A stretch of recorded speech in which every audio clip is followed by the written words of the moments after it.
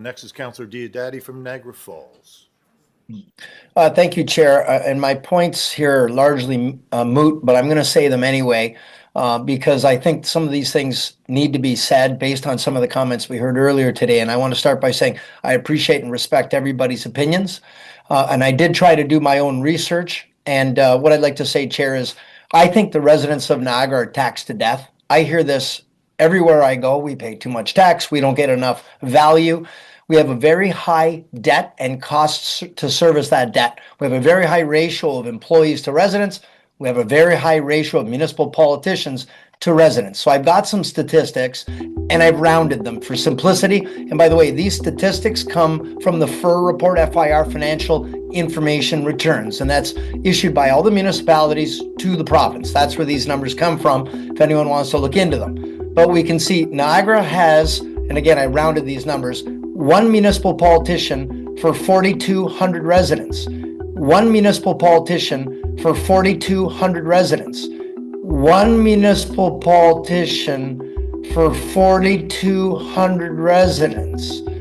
Whereas Hamilton has one for 37,000. Toronto has one for 108,000. Toronto has one for 108,000. So, fact being, we've got a lot of politicians. I think we all know that. We also have quite a few employees per resident. In Niagara, we have 20 employees per 1,000 residents. Hamilton has 14 employees per 1,000 residents. So Niagara has got 43% more staff per resident than Hamilton just up the road.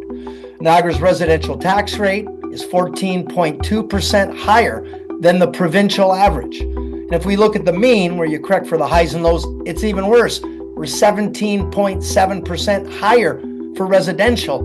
It gets worse with industrial. In industrial or jobs, our industrial tax rate, we're 24.3% higher than the provincial average. And when you look at the mean, we're 41.7% higher for industrial.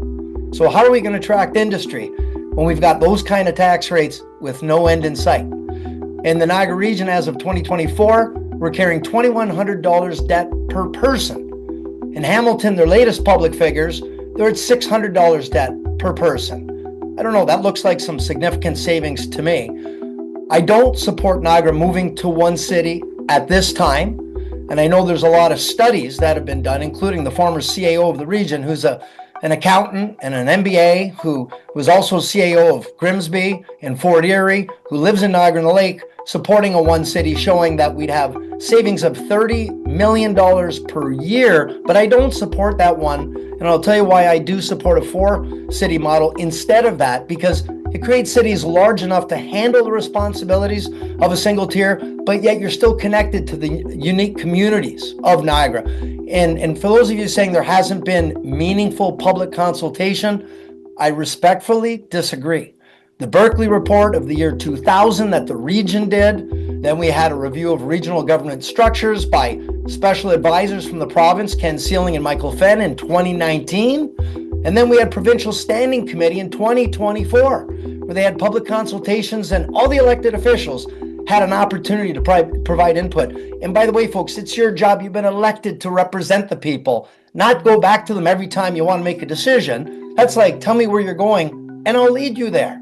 The idea is that you are elected to represent them to make good decisions, not ask them every time. Otherwise, you're not leading.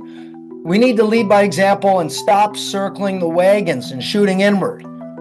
We need to fight for our residents and stop worrying about our political jobs. If I got to lose my job in this process, I'm happy to do it because it's the right thing.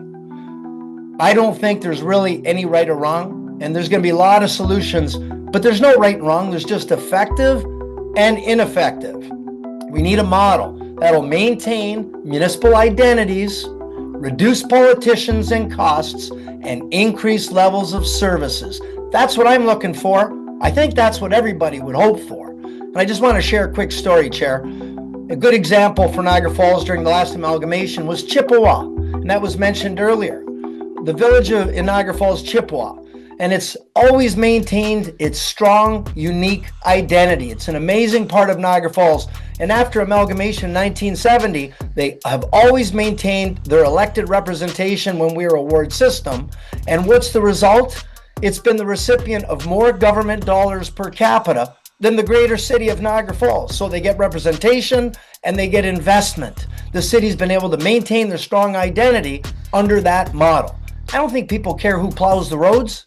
They just want them plowed. The future of the region, unfortunately, folks, is going to include double-digit tax increases. And I hear everyone around this horseshoe saying, we can't afford, we have an affordability issue, homelessness issue, they can't afford rent, they can't afford buying a house.